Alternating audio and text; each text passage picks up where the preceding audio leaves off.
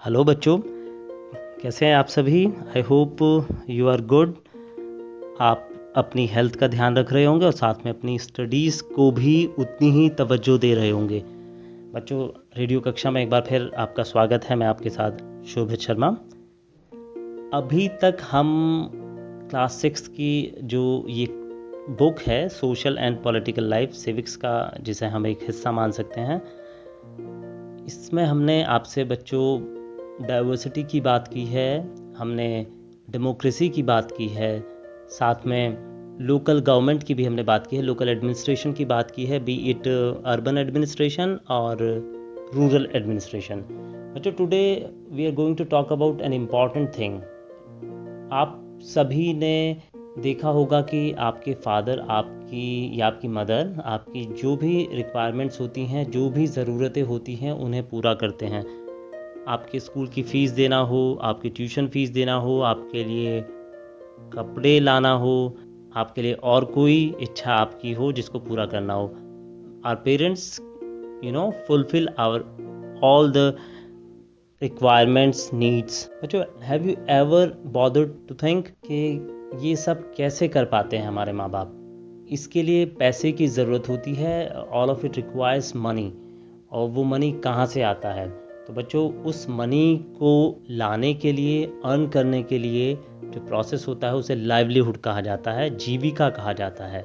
हमारे पेरेंट्स हमारे लिए, हमारी फैमिली की रिक्वायरमेंट्स के लिए काम करते हैं, दे अर्न लाइवलीहुड। तो बच्चों, आज हम आपसे उस लाइवलीहुड की बात करेंगे।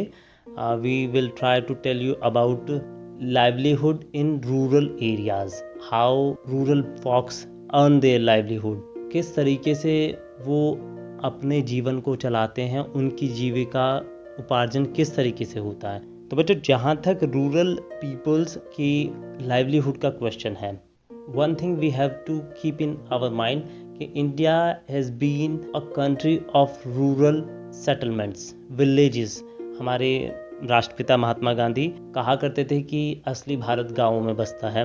ऑफ कोर्स अभी अर्बनाइजेशन की वजह से, बच्चों अर्बनाइजेशन क्या होता है इसके बारे में हम आपको आगे बताएंगे। हल्का सा आपको ये बता देते हैं, the process by which areas which have been under rural settlements, when they start coming into urban settlement, this process is called urbanization, यानी नगरीकरण। उसमें बहुत सारे परिवर्तन लाइफस्टाइल में होते हैं, वो सब हम आपको फिर कभी बताएंगे। मोटी सी बात केवल इतनी है कि जब गांव के जो क्षेत्र होते हैं उनमें शहरीकरण होने लगता है तो उसे हम नगरीकरण की प्रक्रिया कहते हैं। तो बच्चों, हम बता रहे थे कि किस तरीके से पहले ये कहा जाता था कि भारत गांव में निवास करता है, लेकिन अभी अर्बनाइजेशन की वजह से, नगरीकरण की वजह से स्थिति थोड़ी सी चेंज हुई है। हालांकि आज भी लगभग more than 60% of our population reside in villages. तो बच्चों, कौन कौन से लाइवलीहुड के सोर्सेज होते हैं? तो सबसे बड़ा जो सोर्स होता है दैट इज़ एग्रीकल्चर, यानी फार्मिंग, कृषि, खेती करना। आप में से जो बच्चे गाँवों को बिलोंग करते हैं, they would easily find out कि कौन कौन सी एक्टिविटीज़ होती हैं एग्रीकल्चर से जुड़ी हुई। हम देखते हैं कि कई फसलें उगाई जाती हैं। हम एग्जाम्पल देते हैं, जैसे गेहूँ उगाए जाते हैं। और बच्चों, इन फसलों का चक्र होता है, कुछ हमारे देश की क्लाइमेट के हिसाब से रबी की फसलें होती हैं, खरीफ की फसलें होती हैं, फिर जायद की फसलें होती हैं। What is rabi, what is kharif and what is zaid, will tell you some time. तो बच्चों, इस तरीके से फसलें उगाई जाती हैं।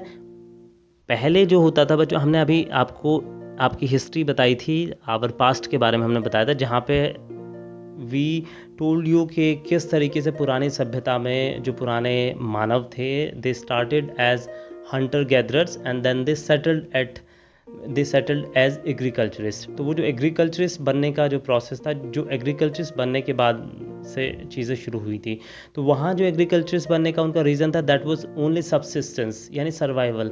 What did they aim at? They wanted to just survive.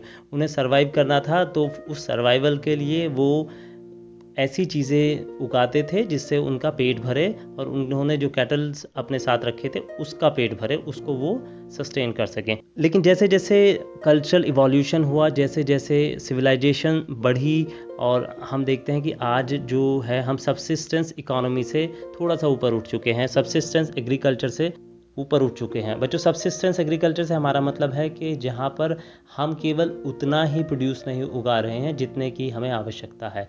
आज शायद ही कोई किसान ऐसा हो जो केवल अपने लिए गेहूं उगाकर या सब्जी उगाकर अपना काम चला ले, क्योंकि बच्चों हमारी जो लाइफ है वो उस समय से आज के मुकाबले में बहुत कॉम्प्लेक्स हो चुकी है। पहले सिंपल लाइफ होती थी, बहुत ज़्यादा एक्टिविटीज़ नहीं थी, केवल जिसे हम भोजन कहते हैं वो रिक्वायरमेंट थी। बहुत मोटे मोटे शब्दों में कहा जाए तो रोटी, कपड़ा और मकान की जो रिक्वायरमेंट होती थी वही होती थी। लेकिन आज हम देखते हैं कि हमारे सामने बहुत सारे चैलेंजेस हैं और बहुत सारी इच्छाएं इंसान की बढ़ी हैं, और उन इच्छाओं की पूर्ति के लिए, उन ज़रूरतों की पूर्ति के लिए obviously we need money, and that money is earned through various activities. So if an agriculturist starts producing only for his own survival, then obviously he will not be left with उसकी और requirements के लिए उसके पास पैसा नहीं होगा।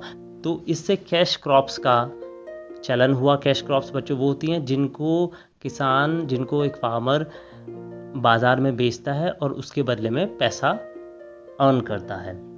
There are cash crops like sugarcane, cotton, या उसके अलावा फलों की, फूलों की, ये सब जो खेतियाँ होती हैं ये सब कहीं ना कहीं कैश के लिए होती हैं।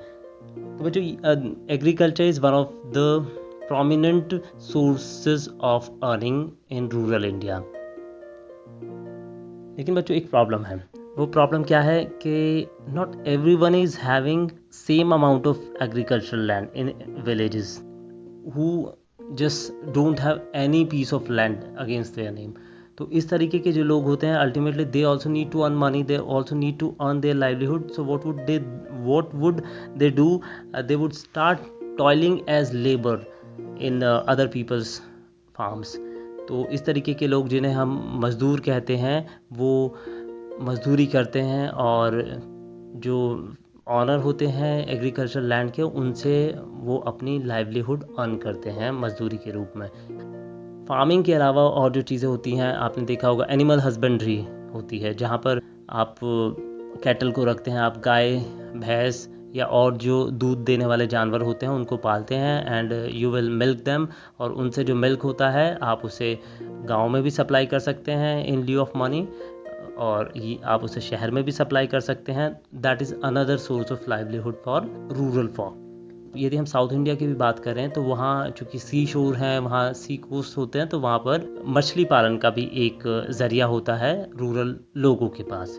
बच्चों, if we come back to northern India, हम देखते हैं कि कुछ ऐसी एक्टिविटीज़ भी हैं एनिमल हस्बेंड्री में, जैसे मधुमक्खी पालन है। तो मधुमक्खी कुछ लोग पालते हैं और उससे वो शहद इकट्ठा करते हैं, then that honey is being sold out to other people, sold in market. तो इस तरीके से वो अपनी लाइवलीहुड अर्न करते हैं। इसके अलावा कुछ लोग रेशम का उत्पादन करते हैं, दे डोमेस्टिकेट सिल्क वॉर्म्स, और उसके बाद वहाँ से जो सिल्क इकट्ठा करते हैं उसको प्रोसेस करने के बाद में उसको वो बेचते हैं। तो इस तरीके से besides agriculture this kind of activities are undertaken by rural people to earn their livelihood. बच्चों, ये तो लाइवलीहुड अर्न करने का हमने आपको बताया कि ट्रेडिशनली कुछ किसानों के पास ज़मीन होती है, कुछ के पास नहीं होती, कुछ के पास ज़्यादा होती है, कुछ के पास कम होती है। तो इस तरीके से अनइवन एक बैलेंस रहता है सभी लोगों के बीच में। दैट इज़ वाई वी से कि जो सोसाइटी होती है हायरार्किकल होती है, that is hierarchical on the basis of caste, on the basis of religion,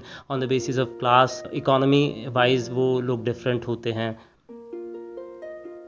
तो बच्चों, इस तरीके से हमने एक आपको ग्लैंस देने की कोशिश की है रूरल लाइवलीहुड के बारे में, how rural people earn their livelihood, how they earn money, what kind of activities being undertaken in rural setup। तो इन सब चीज़ों के बारे में आपको बताने की कोशिश की है। होपफुली आपको समझ में आया होगा। कोई डाउट होता है तो आप हमारे जो all India radio Najibabad YouTube channel है उस पर जाकर इस वीडियो के नीचे कमेंट कर सकते हैं, अपना सवाल हमसे पूछ सकते हैं। इसके अलावा कोई और एडवाइस, कोई और सजेशन आपका हो, we will take care of that as well. आज के लिए रेडियो कक्षा को समाप्त करने की मुझे अनुमति दीजिए। नमस्कार।